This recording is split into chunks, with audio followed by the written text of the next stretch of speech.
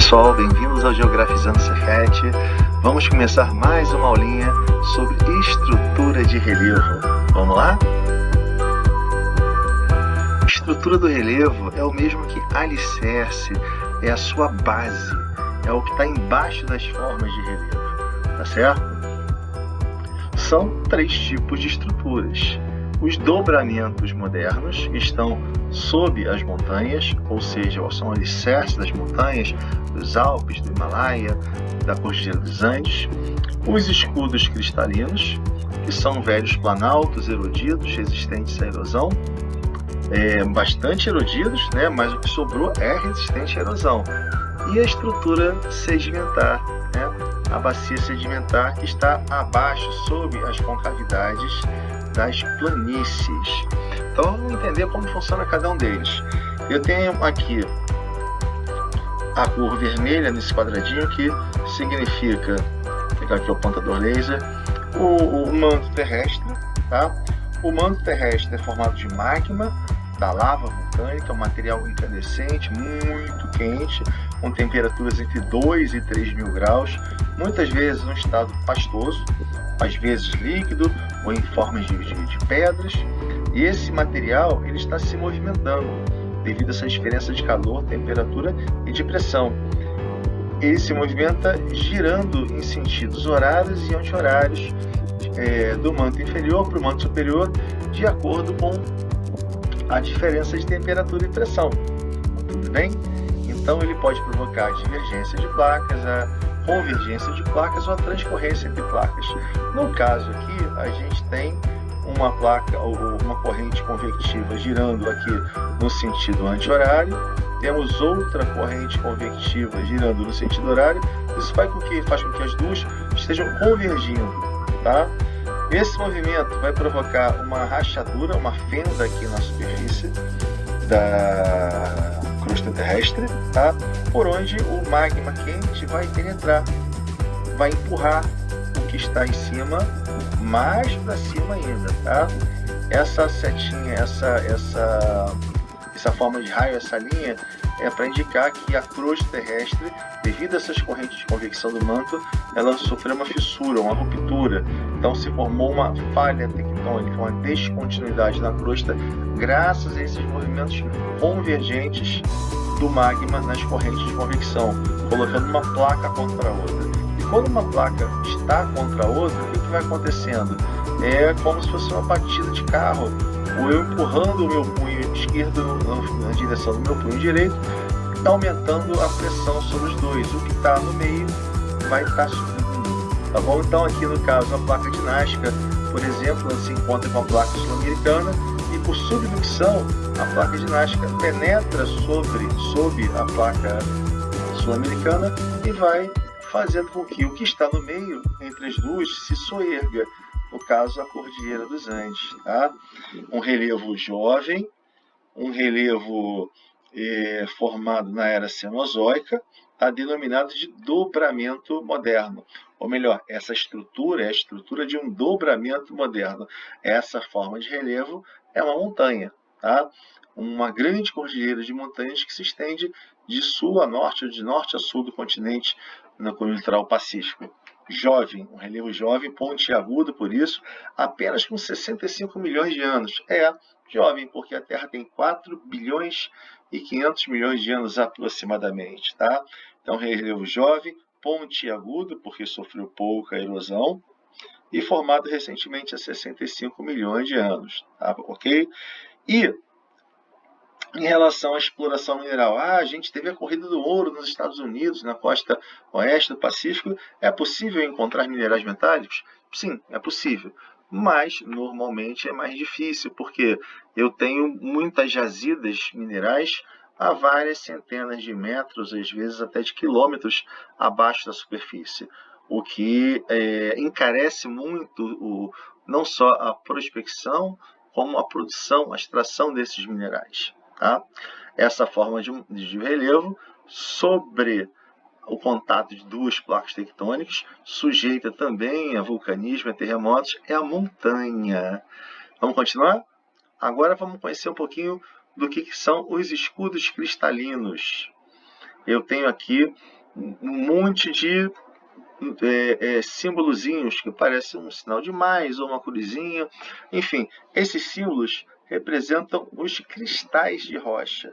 Tá? Representa que essa crosta é formada por rochas cristalinas. Essas rochas cristalinas podem ser magmáticas ou ígneas, né, formadas pelo endurecimento do magma, intrusivas se isso ocorreu do lado de dentro, extrusivas se ocorreu do lado de fora, e as metamórficas são formadas pela transformação que as rochas magmáticas ou sedimentares sofrem quando aquecidas pelo próprio magma.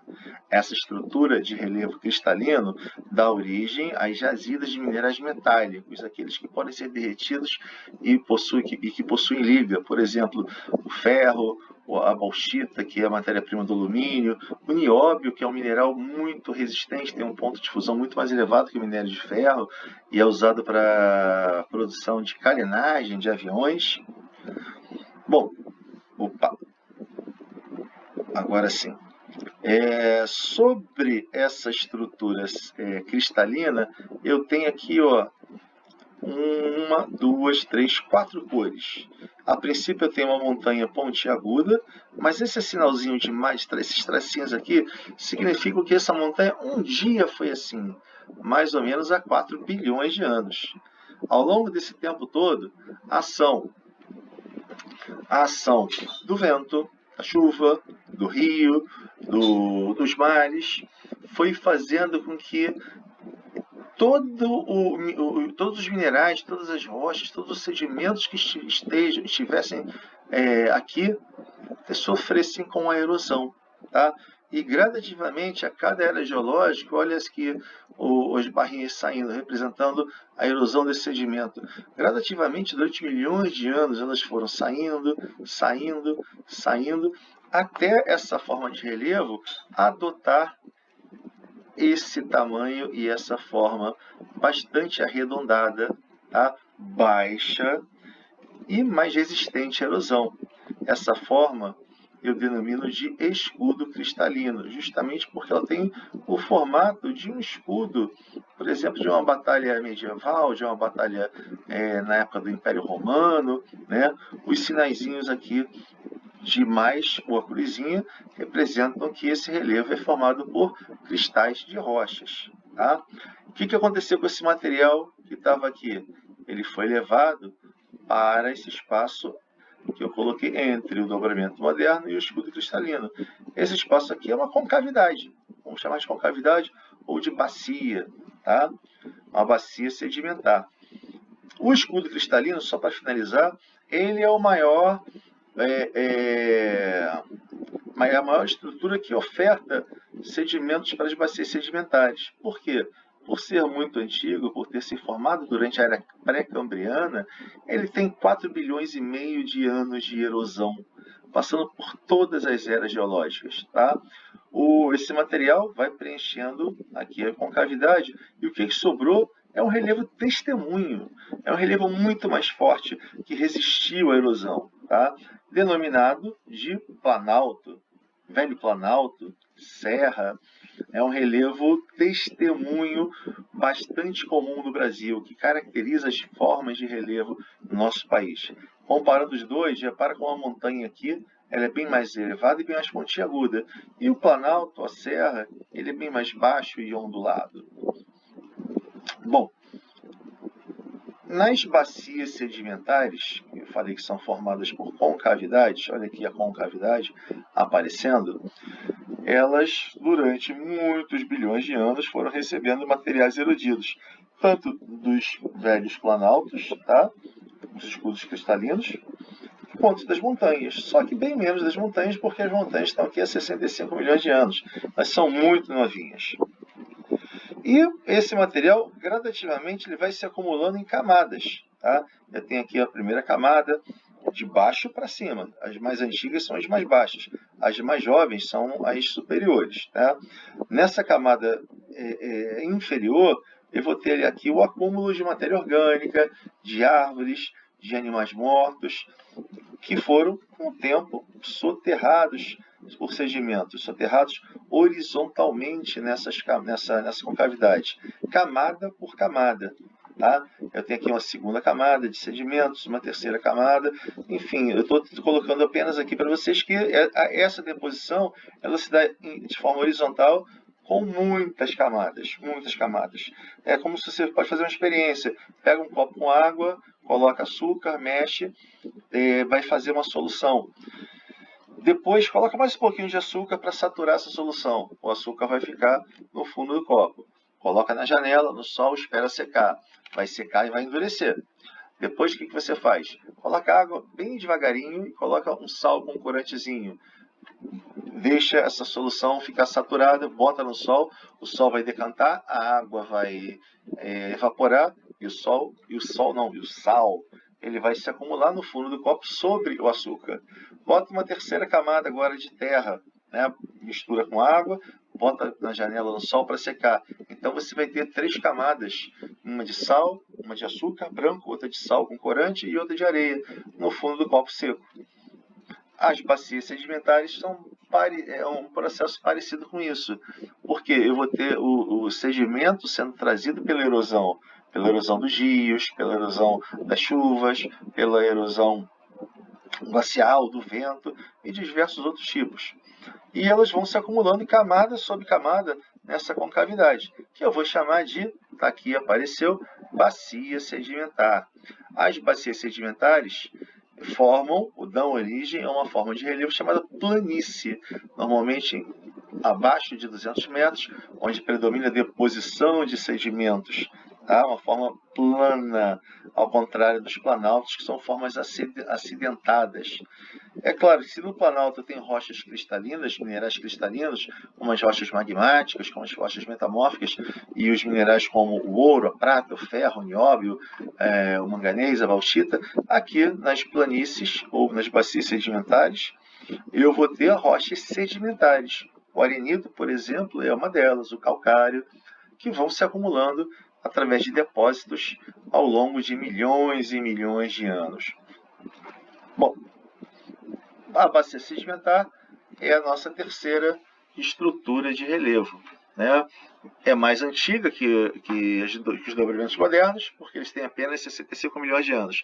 E é mais jovem que os escudos cristalinos, porque para elas se formarem, primeiro esses escudos foram intemperizados, suas rochas foram desagregadas, foram diluídas, e a erosão proporcionou mais desgaste, transporte e deposição dessas rochas nas concavidades.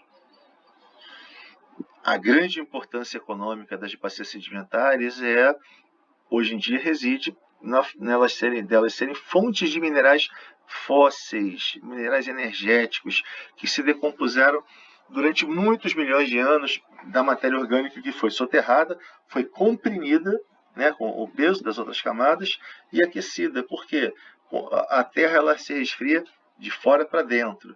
No clima, a gente fala que quanto maior a altitude, menor a temperatura. No relevo, na profundidade do relevo, quanto mais eu me afasto da superfície da crosta, quanto maior essa profundidade, maior a temperatura. A gente chama isso de grau geotérmico, uma média aí de 180, 200 metros para cada grau elevado em graus Celsius, tá? Para finalizar, essas estruturas de relevo ficam abaixo das formas de relevo que estão na superfície. Então, elas são o alicerce, são a base das montanhas, são a base das planícies e são a base dos escudos cristalinos. Cada um deles tem suas dificuldades para o estabelecimento de atividades econômicas. Para isso, o ser humano desenvolve técnicas e que ele aperfeiçoa a cada ano, não só de exploração mineralógica, exploração agrícola, ocupação, e vai ocupando e transformando esse espaço natural, transformando num espaço urbanizado, num espaço agrário, num espaço antropofizado. E, é claro, toda ação humana tem as suas reações da natureza, os seus impactos ambientais. Então, beleza, gente, fechou aqui. Estrutura do relevo, é o alicerce do relevo, que está abaixo da forma que ele tem sobre a superfície. São 3 estruturas: dobramentos modernos, pelo choque das placas tectônicas, escudos cristalinos, um relevo testemunho mais resistente à erosão, e as bacias sedimentares, né, com cavidades preenchidas horizontalmente e tem o seu topo plano. É isso aí, eu peço que vocês deem um like nesse vídeo aqui no YouTube, espero que tenha ajudado vocês a compreender este conteúdo e que a partir dele vocês possam desenvolver várias habilidades, tá? Vou resolver daqui a pouco uma questãozinha do Enem com esse tema e coloco aqui para vocês também. Um grande abraço, até a próxima!